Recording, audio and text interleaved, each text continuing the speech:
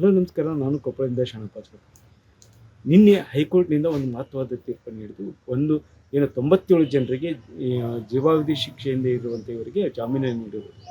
ಇದು ಒಂದು ವಿಶಿಷ್ಟವಾದ ಪ್ರಕರಣವಾಗಿತ್ತು. ಈಗಾಗಲೇ ಮತ್ತು ಇಡೀ ರಾಜ್ಯದಲ್ಲಿ ಅತ್ಯಂತ ಸದ್ದು ಮಾಡಿರುವಂಥ ಪ್ರಕರಣದಲ್ಲಿ ಧಾರವಾಡ ಹೈಕೋರ್ಟ್ ಏಕಸದಸ್ಯ ಪೀಠ ಒಂದು ತೀರ್ಪನ್ನು ನೀಡಿದೆ. ಈಗಿರುವಂಥ ಅಲ್ಲಿ ಏನು ಈ 98 ಜನಕ್ಕೆ ಏನು ಜೀವಾವಧಿ ಶಿಕ್ಷೆ ಆಗಿತ್ತು, ಅದರಲ್ಲಿ ಒಬ್ಬರನ್ನು ಹೊರತುಪಡಿಸಿ, ಏನು ಮುಖ್ಯ ಆರೋಪ ಆಗಿರುವಂಥ ಮಂಜುನಾಥ್ ಹೊರತುಪಡಿಸಿ ಉಳಿದ 97 ಜನರಿಗೆ ಜಾಮೀನು ನೀಡಿದೆ. ಅವರು ಇವತ್ತು ಅಥವಾ ನಾಳೆ ಒಳಗೆ ಅವರಿಗೆ ಏನು ಷರತ್ತೇನಿದೆ, 50,000 ರೂಪಾಯಿಯನ್ನು ಪ್ರತಿಯೊಬ್ಬರಿಗೂ 50,000 ರೂಪಾಯಿ ಮತ್ತು ಒಬ್ಬ ವ್ಯಕ್ತಿ ಅವರಿಗೆ ಶ್ಯೂರಿಟಿಯನ್ನು ನೀಡಬೇಕು. ಈ ಷರತ್ತನ್ನು ಪೂರೈಸಿದ ನಂತರ ಇವತ್ತು ಅವರು ಮರ್ಕುಂಬಿಗೆ ಬರುವಂಥ ಎಲ್ಲ ಸಾಧ್ಯತೆ ಇದೆ.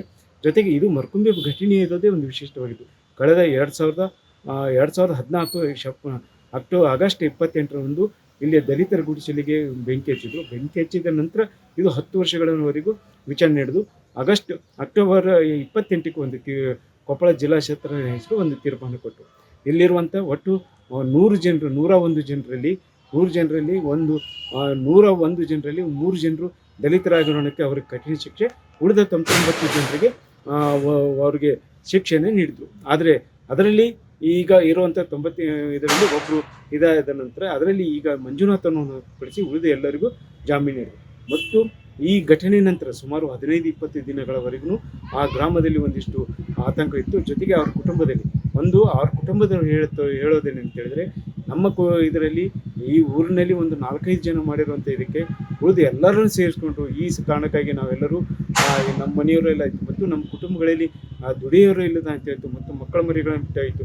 ಮತ್ತು 10 ವರ್ಷಗಳ ನಂತರ ಇತ್ತೀಚೆಗೆ ಮದುವೆಯಾಗಿ ಬಂದಿರೋರು ತಮ್ಮ ಪತಿಯನ್ನು ಜೈಲಿನಲ್ಲಿರಬೇಕಾಗಿತ್ತು ಮತ್ತು ಜೀವಾವಧಿ ಶಿಕ್ಷೆ ಆದರೆ ಇಡೀ ಜೀವನ ಜೈಲಿನಲ್ಲಿ ಕೊಳಿಬೇಕಾಗಿತ್ತು ಅನ್ನುವಂಥ ಆತಂಕ ಇತ್ತು. ಈ ಆತಂಕ ಈಗ ಸ್ವಲ್ಪ ದೂರವಾಗಿದೆ.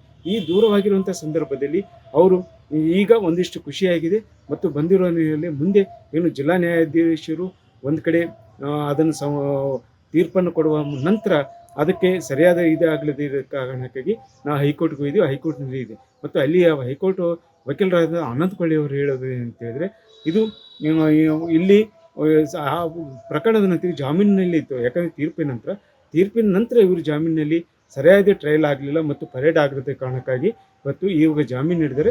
ಮತ್ತು ಉಳಿದ ಒಬ್ಬ ಅಭ್ಯರ್ಥಿ ಏನು ಮಂಜುನಾಥ್ ಅದನ್ನು ಪ್ರಮುಖ ಆರೋಪಿ, ಆತನ ಇದಕ್ಕೂ ಸಹ ನಾವು ಬೇಲ್ ಅರ್ಜಿಯನ್ನು ಹಾಕ್ತೀವಿ. ಬೇಲ್ ಅರ್ಜಿಯ ನಂತರ ಅದು ಅವರಿಗೆ ವಿಚಾರಣೆಗೆ ಬರುತ್ತೆ, ಅವ್ರಿಗೂ ಸಹ ಬೇಲ್ ಸಿಗ್ಬೋದು ಅನ್ನುವಂಥ ಅಭಿಪ್ರಾಯ ಇದೆ. ಜಾಮೀನು ಸಿಕ್ಕಿದ್ದು ಭಾಳ ಖುಷಿ ಆಗೈತೆ ಸರ್. ಎಲ್ಲೋ 4 ಜನ ಮಾಡೋದಕ್ಕೆ ಎಲ್ಲರೂ ಅಪರಾಧಿಗಳಂತಂದು ತೀರ್ಪಾಗಿತ್ತು ಸರ್. ಇವತ್ತು ಹೈಕೋರ್ಟಿಂದ ಜಾಮೀನು ಸಿಕ್ಕಿದ್ದು ಭಾಳ ಖುಷಿ ಆಗೈತೆ ಸರ್. ಏನು ತಪ್ಪು ಮಾಡಲೇ ಇರೋರು ಅಲ್ಲಾದ್ರೂ ನಮ್ಮ ಎಲ್ಲ ಕಡೆನೂ ಯೋಚನೆ ಮಾಡಿ ತೀರ್ಪು ಕೊಡ್ತಾನೆಂಬ ನಂಬಿಕೆ ಇತ್ತು ಸರ್. ಅದೇ ನಿಜ ಆಯ್ತು. ಇವತ್ತು ಭಾಳ ಖುಷಿ ಆಗೈತೆ ಸರ್. ಅದಕ್ಕೆ ಇವತ್ತು ಹಬ್ಬದ ವಾತಾವರಣ, ಇವತ್ತು ಎಲ್ಲರ ಮುಖದಾಗ ಖುಷಿ ನೋಡಕತ್ತೀವಿ ಸರ್.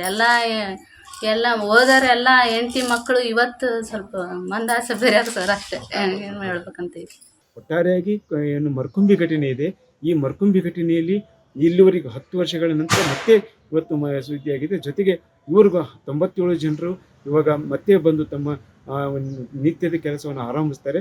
ಆದರೆ ಇಲ್ಲಿ ಈ ಸದ್ಯಕ್ಕೆ ಇರಬೇಕಾಗಿದ್ದು ಈ ಗ್ರಾಮದಲ್ಲಿ ಒಂದು ಸೌಹಾರ್ದತೆ ಇದಾಗಬೇಕಾಗಿದೆ. ಯಾಕಂದರೆ ದಲಿತರು ಮತ್ತು ಸವರ್ಣೀಯರ ಮಧ್ಯೆ ಇರುವಂಥ ಭಿನ್ನಾಭಿಪ್ರಾಯಗಳೆಲ್ಲವನ್ನು ಹೋಗಲಾಡಿಸಿ ಅದನ್ನು ಸರಿಯಾಗಿ ಇಡೀ ಗ್ರಾಮ ಶಾಂತಿಯುತವಾಗಿರಬೇಕು ಮತ್ತು ಸೌಹಾರ್ದವಾಗಿರಬೇಕು ಅನ್ನೋದು ಇಲ್ಲೇ ಜನರ ಅಭಿಪ್ರಾಯ ಆಗಿದೆ. ಶರಣಪ್ಪ ನ್ಯೂಸ್ 18 ಕೊಪ್ಪಳ.